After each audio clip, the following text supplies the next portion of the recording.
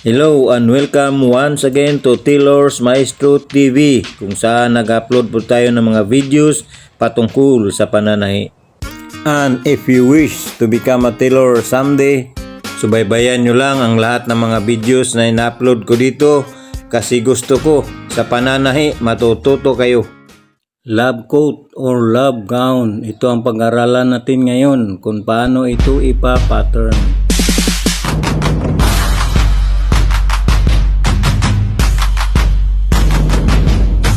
Mga kaibigan, ito po ay isang re-upload video. Nagkaroon lang kasi ng copyright issue ang una kong video.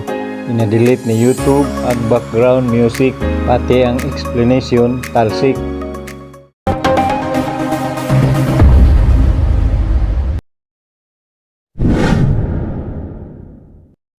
Without further ado, umpisa na natin ang ating love gown pattern making. Ito ang sukat na ating susundan. Hango ito sa isang aktwal na sukat sa isang customer. Hanapin muna natin ang 3/4 of an inch sa ating eskwela. Pagmula dito sa pinaka-side ng ating pattern paper, dito tayo mag-start magsukat ng 3/4 of an inch. Aking sisikapin na ituro ko sa inyo step by step. Kaya panoorin nyo lang ang video ito hanggang dulo upang ang tanan ay lubos ninyong mauunawaan. Wow! Ito ngayon ang magiging center back line natin at saka pwesto ng ating butones at saka uhalis.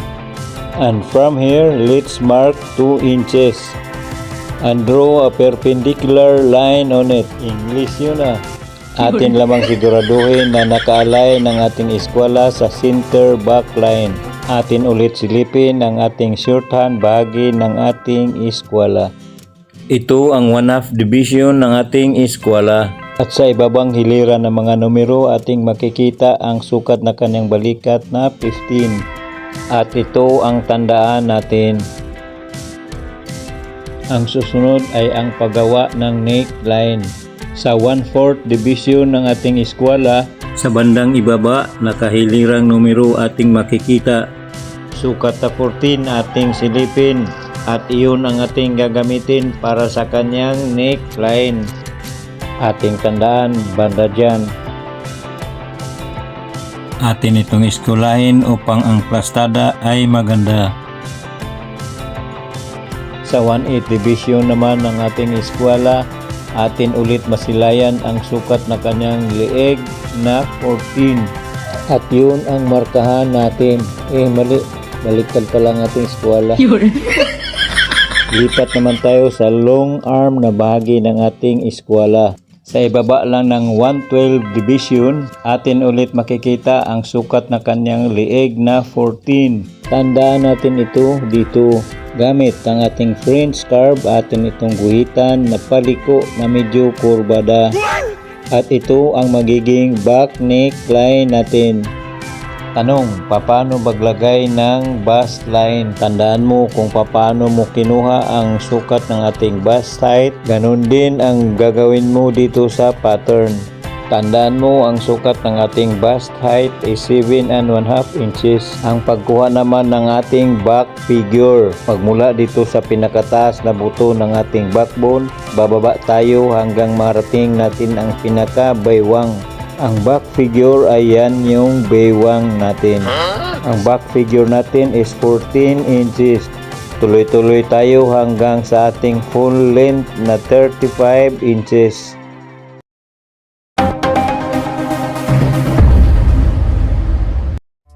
Ating pagpatuloy, guguhit tayo ng mga horizontal lines dito sa mga tinatandaan natin at siguraduhin ang lahat ay eskwalado pa rin. Magmula dito sa back figure o baywang niya, susukat tayo ng 9 inches para magkaroon tayo ng hip line. Atin kagad itong eskwalahin. Ang 9 inches mga kapatid ay standard na sukat yan from waist to hips. At ito ang ating bust line, waistline, hips, full length at fold allowance.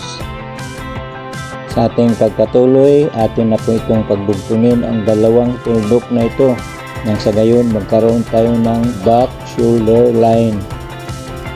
At ito naman ang ating back neckline. Tanong, paano naman ang paglagay sa front neckline? Balik ulit tayo sa long arm bahagi ng ating eskwela. Sa ibaba lang ng 1/6 division ng ating eskwela, ating makikita ang sukat na 14. At yun ang gamitin natin sa kanyang front neckline. Tandaan natin ito dito. Ang lapad ng ating eskwela ay ating gamitin upang kumuha tayo ng distansya mula sa back shoulder line papuntang front shoulder line, which is 1 1/4 inches. Siguraduhin naka-align ito dito. Ating tandaan ang kanyang dulo. At siguraduhin magkapantay ang dalawang guhit ng ating balikat sa likod at sa harap. Pwede na natin guhitan ang ating front neckline hanggang dito sa ating front center line. Ito na ngayon ang ating front neckline. Diretso doon sa pinakagilid ng ating pattern. Dito sa short hang bahagi ng ating eskwela, hindi natin makikita ang sukat ng kanyang bust na 33 1/2. Atin ngayong pansinin dito sa 1/2 division ng ating eskwela. Ang kalahati ng 33 1/2 is 16 3/4 at yun ang gamitin natin. Tandaan natin ang 16 3/4. Magmula dito sa sukat ng kanyang bust, magdagdag tayo ng 1/2 inch. Kasi ang style ng lab gown ay medyo maluwag sa katawan. Ang pagdagdag ng allowance ay optional. Ding 1/2, 3/4 or 1 inch. Depende yan sa gusto ng customer. Sa 1/2 portion pa rin tayo mga kapatid. Ang sukat ng kanyang hips is 40. Wala tayong makikita na 40. So let's divide 40 by 2. Ang resulta ay 20. Yun ang tandaan natin dito. Kung ilan ang dinagdag natin sa bust line, yun din ang gagawin natin dito sa hip line. Guhitan natin itong padiretso. Ito ang magiging inseam line natin or side seam. Sa ating pagpatuloy mga kapatid, dito muna tayo sa ating waistline or back figure. Atin muna itong lagyan ng korte o shape nang sa gayon magandang pagmasdan ang hugis ng kanyang katawan. Wow! Mula dito sa center back line ay susukat tayo ng 1/2 inch. Atin na itong pagdugtungin magmula dito sa shoulder line, dadaan ng waistline hanggang dito sa kanyang hip line.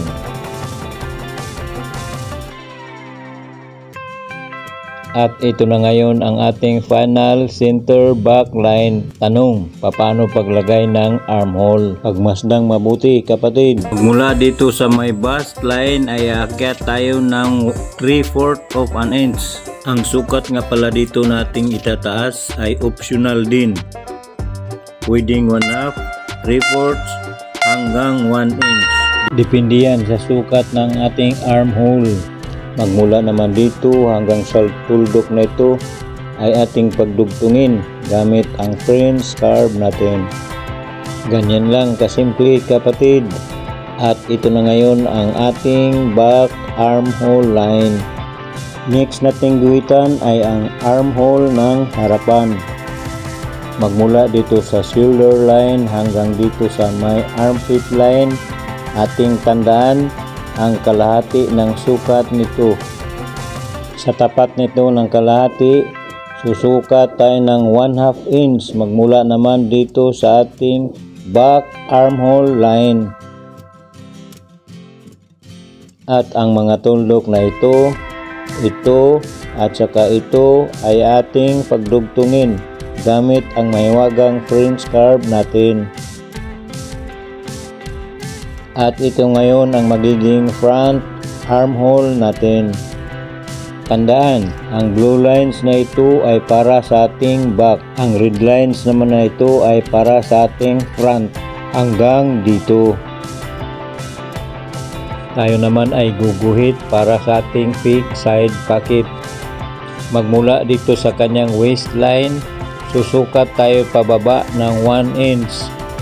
At ang opening ng kanyang bulsa ay 6 na pulgada. Bakit fake pocket ang tawag ko dyan? Kasi wala naman talagang bulsa yan Dadaanan lang yan ng kanilang kamay kung sakaling may dudukutin sila sa kanilang inner na kasuotan.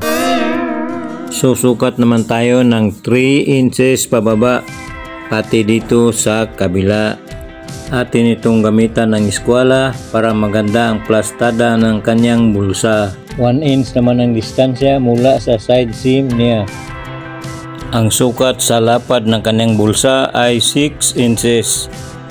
At ang haba naman nito ay 7 inches. Maglagay naman tayo ng dart sa kanyang likuran. Kalahati ng sukat ng kanyang bust distance which is 7 and that is 3 1/2. Yan ang kukunin natin. Tronsal kung tawagin sa Kabisayan ug Mindanao. Atin itong iskulahin pababa at ating guhitan ng diretso at mahaba. Magmula ng back figure, susukat tayo ng 5 inches pababa para sa hangganan ng kanyang dart. At dito naman sa bandang gitna, susukat tayo tig 1/2 inch magkabila. At atin itong guhitan para sa ating dart o tronsal, ang tawag sa mga bisdak na mananahi. At ito na rin ang sukatan ng ating back decor belt, which is ang lapad ay 2 inches. Ganun. Pwede na natin gupitin ang ating pattern. Remember, this is a finished pattern. Doon ka na lang maglagay ng sewing allowance pag fabric na ang iyong gugupitin. Gagawa naman tayo ng manggas o sleeve. 19 inches naman ang haba ng ating sleeve. Ating siguraduhin ang ating eskwela ay nakaline dito sa may gilid upang ito ay eskwelado. Tanong, ilang inches ba ang ating gawin upang magkaroon tayo ng armpit line? Pagmasdang mabuti kapatid, kakaibang paraan na paggawa ng sleeve inyong matutungayan. Gamit ang pattern ng ating katawan, atin itong tupin hanggang dito sa may bust line. At ating sukatin ito. 4 inches ang ating nakuha. At ito ang ating gamitin para sa sleeve armpit line. At ating tandaan, pag-eskwela ay huwag kalimutan. Atin ulit gamitin ang short hang bahagi ng ating eskwela. Sa ibaba ng 1/2 division ng ating eskwela, ating makikita ang sukat na kanyang armhole na 15.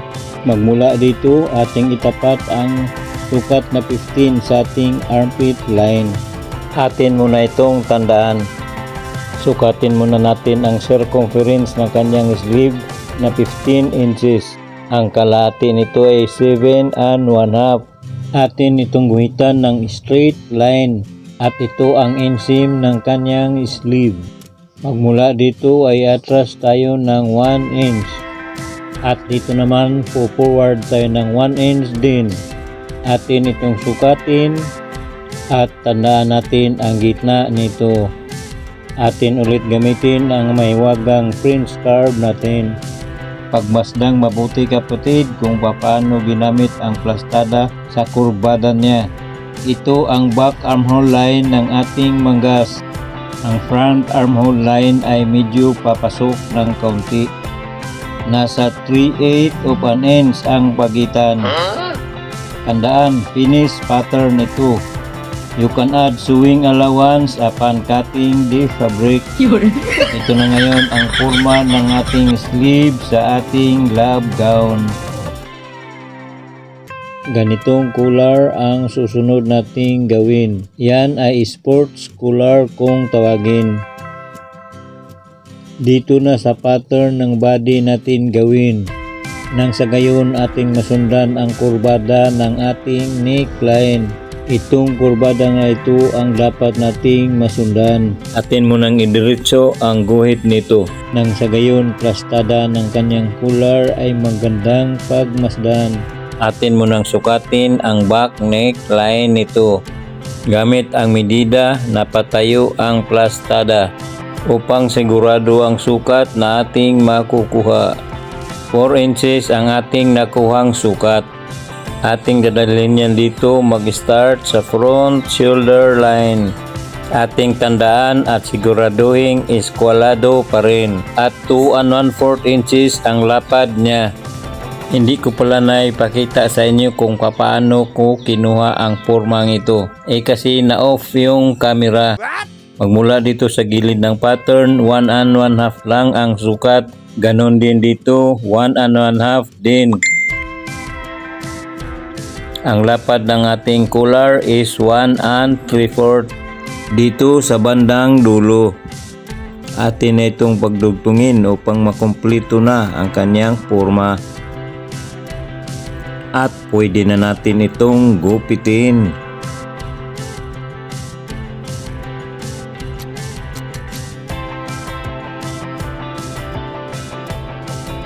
At ito na ngayon ang forma ng kalahating bahagi ng ating collar. At kung nagustuhan mo ang video ito, inanyayahan kitang mag-like, share, and subscribe. Kasama mo na ang kampana upang sa pananahi matututo ka.